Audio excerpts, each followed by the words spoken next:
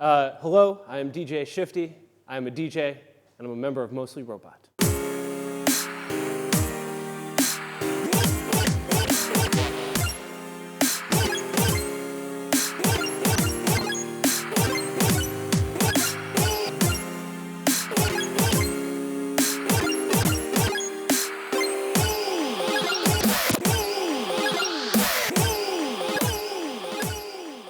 I'm using Tracktor Scratch Pro as my software, and then all my devices here, whether they're the turntable, the S4 in the middle, or the machine, all of them are being used to control the software.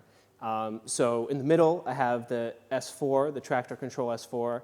That's my mixer and also my sound card. So I have my crossfader, I have my volume faders, effects, things like that.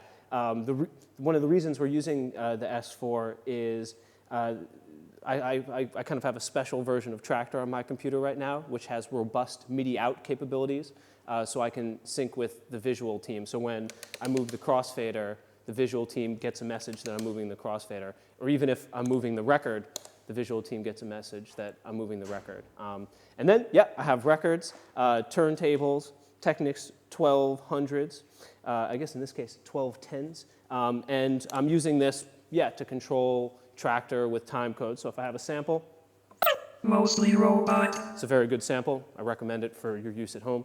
I have a sample here. Mostly Robot. I can scratch it as if I actually had the vinyl. And then I'm doing most of my controllerism kind of stuff on the machine here. I'm using machine strictly as a MIDI controller, and I use it to control my cue points. I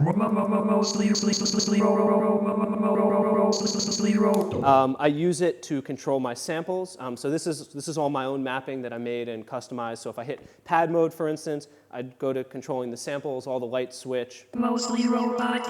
As you can tell, I really only like to work with one thing, whether it be in a sample or to scratch. I like to work with the phrase mostly robot. That's sort of how I fit in the band, I guess. I also have effects control, looping on and off control, sync control, loading tracks and things like that. You know, so like my effects knobs are here, turning the effects on and off are up here, applying the effects are down here. So this is, I mean, as far as how I'm using this stuff, records to scratch, this really as my mixer, and the machine really as my main controller. And then my role in Mostly Robot switches a lot.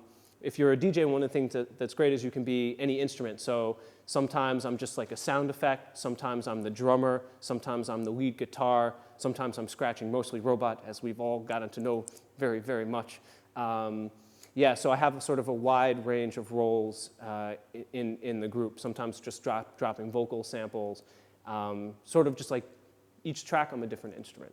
Maybe 50% of my source material is samples which were customized for use with Mostly Robot, but a huge chunk of what I'm using are just tracks that I've assigned cue points to, and I just take specific parts of those tracks. So, I mean, I'm accessing specific samples, but I'm accessing them in the context of using a whole track. But there are times where I'll play, like, we do a cover version of Juicy, and even though I'm a really, really good rapper, we let Biggie do the rapping on that one. So we let the whole verse from Biggie play, even though, as I said, I am an excellent rapper.